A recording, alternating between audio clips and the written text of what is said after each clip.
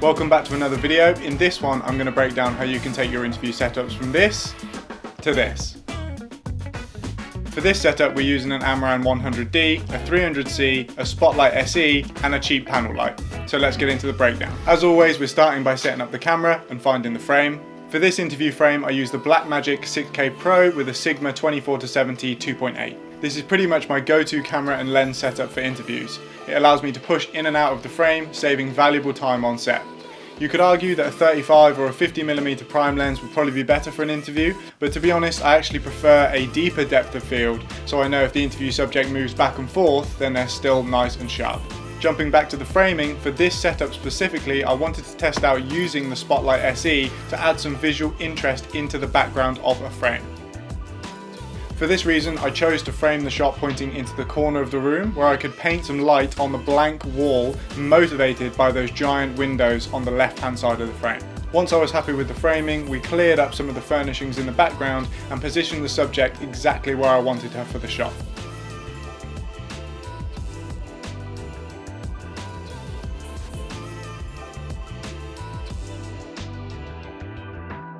Okay, so we're off to a good start. I've got the frame set up exactly how I want it, and I've got the subject positioned exactly where I want her. Now it's time for the key light. The key light for this shoot was the Amaran 100D. We were in a super controllable setting in terms of the lighting, so 100 watts was all that I needed for this shoot. I mounted a Godox 120cm softbox on here, double diffused with a grid, so I could really control the spill that would happen on the right hand side of the subject. The key light was positioned to the left of the subject because we're motivating the light by those giant windows to the left of the frame, as I mentioned before. Once our key light was set up, I moved on to the Amaran Spotlight SE. The Spotlight SE was actually mounted on a 300C, so I could really dial in those color temperature settings exactly as I wanted them. The 300C was set to about 75% brightness at 3000 Kelvin because I wanted to match that kind of golden yellow tone that was created by the yellow curtains in the room. The spotlight was positioned just out of frame behind the sofa, far enough away from the wall that we had full coverage, but close enough that it could feasibly be motivated by the two giant windows just to the left of the blank wall. So at this point, the frame is looking much better. We've gone from this to this. Now, you could stop here if you wanted to, but seeing as we had some extra time and I knew this was going to go into a YouTube video, I decided to spice things up by adding a few extra sources of light into this image. Typically, if we're quickly lighting an interview, I'll use the 300C as a key light and I'll use the 100D as a hair light, but seeing as both of these lights were already being used, I needed something else for the hair light, because as a great man once said, you can't not have a hair light. I know, but I need a hair light. I can't not have a hair light.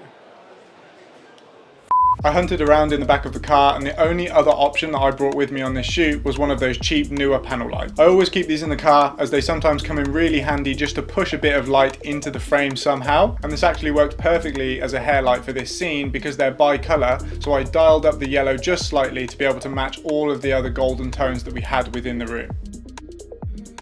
So by this point we're pretty much there. There was just one more piece of equipment that I needed to add in, and that's fill. Checking the frame, I noticed that because we were using the grid to control the spill, we didn't have a lot of light on the right hand side of the subject's face. We were creating a lot of shadows and it just didn't feel right. It felt too contrasty for the super high key scene that we were actually setting up here. To fix this, I grabbed a Godox 5-in-1 reflector and clamped it to one of these small rig stands in a T-bar setup. Here's the frame with and without the fill. You can see what a massive difference this makes to the overall shape and shadows that are created on the subject's face. Alright, so let's recap. 4 sources of light used for this interview setup. You've got the spotlight in the background adding visual interest to the blank wall. You've got the hair light pushing some warmth onto the back of the subject, separating her from the background and also spilling some nice warm light onto the side of her hair. We've then got the key light blasting 100 watts, full power of 5600 Kelvin onto the left hand side of her face, motivated by those giant windows down the left hand side of the frame. And finally, some fill by ways of a 5-in-1 reflector, bouncing the key light back into the subject's face on the right hand side. So that's it. That's the entire setup we used for this interview shot. Now, if you're new to this game, then this might seem like a lot of work just for a simple talking head interview setup. And let me tell you this, it is a lot of work, but that's the point. As videographers, cinematographers, and DPs, our job really is to be the architect of light within a scene.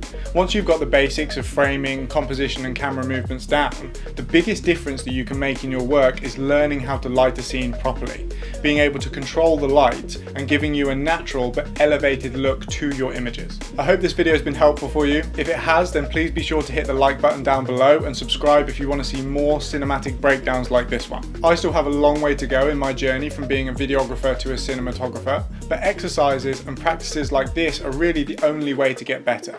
Different scenes, different scenarios, different lighting environments, different color temperatures, all of this is going to contribute to becoming the best cinematographer that you possibly can be. Anyway, enough from me. I'm going to stop rambling and I'll see you in the next one. Take care.